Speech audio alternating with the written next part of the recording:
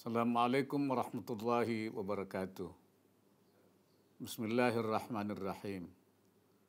Yang saya hormati Menteri Kesehatan Republik Indonesia, Ketua Umum dan seluruh jajaran PB Ikatan Dokter Indonesia IDI, pimpinan IDI wilayah dan cabang seluruh Indonesia, para guru besar, narasumber, peserta pesantren Ramadan Dokter Indonesia, dan tamu undangan yang berbahagia. Pertama-tama marilah kita panjatkan puji syukur kehadirat Allah Subhanahu wa Ta'ala atas limpahan berkah, rahmat, dan karunia-Nya sehingga kita dapat hadir dalam acara pesantren Ramadan Dokter Indonesia atau Paramadya di tahun 1442 Hijriah ini. Saya menyambut baik dan sangat mengapresiasi program acara Paramadya yang pada tahun 1442 Hijriah ini mengusung tema Raise Up Your Iman, Imun, and Aman. Hadirnya majelis ilmu seperti Paramadya ini merupakan salah satu cara memuliakan dan menghormati bulan Ramadan, selain memperbanyak ibadah lainnya, karena menuntut ilmu bagi setiap umat muslim merupakan sebuah kewajiban yang harus terus dilakukan, terlebih ilmu yang berkaitan dengan tuntunan agama Islam.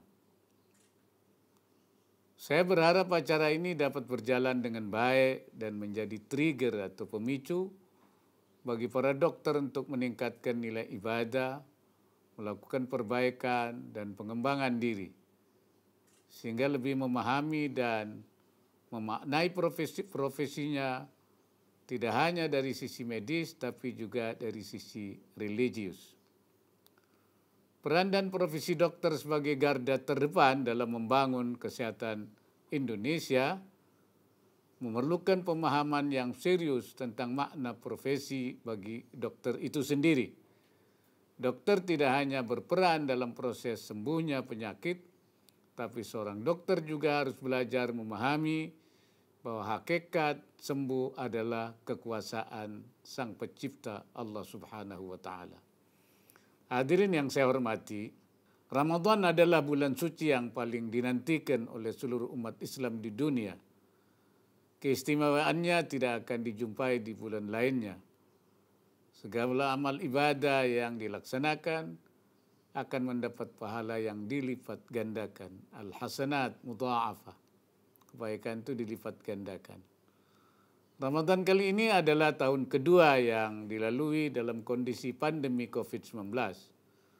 Pandemi ini tentunya memberikan banyak perubahan dan dampak pada semua aspek kehidupan, termasuk tradisi dan ibadah kita selama bulan Ramadan. Dengan kondisi seperti ini bukan berarti menyurutkan semangat kita dalam beribadah, tapi harus membuat kita lebih semangat, lebih bersabar, lebih bertakwa, serta lebih bertawakal dalam menjalani kehidupan dalam kondisi apapun. Melalui Ramadan ini saatnya kita melakukan refleksi secara lebih mendalam, lebih komprehensif, dan lebih substantif terhadap perjalanan kita baik sebagai makhluk Tuhan, makhluk Allah, sebagai pribadi maupun sebagai makhluk sosial. Ramadan sebagai momentum terbaik untuk merecharge jasmani dan rohani kita, mengingatkan kembali kepada tujuan penciptaan kita, yaitu penghambaan diri kepada Allah. Sesuai dengan firman-Nya, wa ma khalaqtul jinna illa liya'budun. Saya tidak jadikan jin manusia kecuali untuk menghamba kepadaku. Momentum untuk memperbaiki diri dan muhasabah diri, momentum untuk meningkatkan kepedulian kita terhadap sesama, dan momentum untuk meningkatkan amal soleh. Amal soleh merupakan amalan yang dijanjikan oleh Allah untuk diberi dua imbalan. Yang pertama adalah imbalan berupa hayatan tayyibah. Man amila salihan min dzakarin aw untha falanuhyiyannahu hayatan thayyibah. Siapa orang yang beramal saleh, laki-laki maupun perempuan, maka dia akan saya berikan, yaitu kehidupan yang baik di dunia, hayatan thayyibah. Dan imbalan yang kedua yang lebih baik lagi di akhirat, yaitu walanajziyannahum biahsani ma kanu ya'malun, dan saya berikan lagi di akhirat, yaitu dengan balasan yang lebih baik lagi dari sebelumnya. Amal saleh juga tidak hanya berkaitan dengan ibadah ritual seperti salat, puasa, zakat, dan haji, tapi juga amal saleh berupa ibadah sosial seperti perbuatan baik dalam bidang ekonomi, bidang sosial, dan termasuk juga pelayanan kesehatan. Hadirin yang berbahagia, menghadapi pandemi COVID-19 selain bertawakal kepada Allah Subhanahu wa taala, diperlukan ikhtiar lahiriah atau kasab, seperti ayat yang menyatakan lakum ma kasabtum, bagimu apa yang kamu usahakan. Oleh karena itu kita harus melakukan ikhtiar lahiriah maupun juga ikhtiar batiniah serta bertawakal kepada Allah Subhanahu wa taala. Kunci dalam menghadapi kondisi pandemi ini adalah iman, imun, aman, dan amin. Iman kepada Allah bahwa musibah tidak menimpa kita kecuali apa yang telah ditentukan oleh Allah. Illa ma qaddarallah, kecuali yang sudah ditentukan oleh Allah. Ini kita imani. Ini takdir. Selain itu juga diperlukan untuk menjaga imun melalui asupan yang bergizi, konsumsi vitamin, berolahraga, dan mengelola diri dengan baik. Menjaga keamanan diri dan orang lain dengan menerapkan protokol kesehatan 5M, dan juga amin, yaitu dengan memanjatkan doa kepada Allah Subhanahu wa taala. Pada prinsipnya kita sebagai hamba Allah dalam setiap tindakan, selain ikhtiar lahiriah, juga memerlukan pertolongan Allah atau inayah rabbaniyah berupa rahmat Allah. Dengan inayah Allah yang berupa rahmat Allah itu, betapapun sulitnya permasalahan yang kita hadapi, insya Allah akan selalu diberikan kemudahan sebagai jalan keluar. Karena pada dasarnya rahmat Allah itu akan diberikan kepada orang-orang yang berusaha dengan baik. Inna rahmatallahi qaribun lil muhsinin. Rahmat Allah itu dekat bagi orang yang berusaha atau berbuat dengan baik. Namun yang tidak kalah penting dari semua itu, kita juga harus membangun kesadaran masyarakat melalui sosialisasi dan edukasi yang dilakukan secara masif dan terus-menerus untuk menerapkan protokol kesehatan dan vaksinasi melalui pendekatan kesehatan maupun pendekatan keagamaan.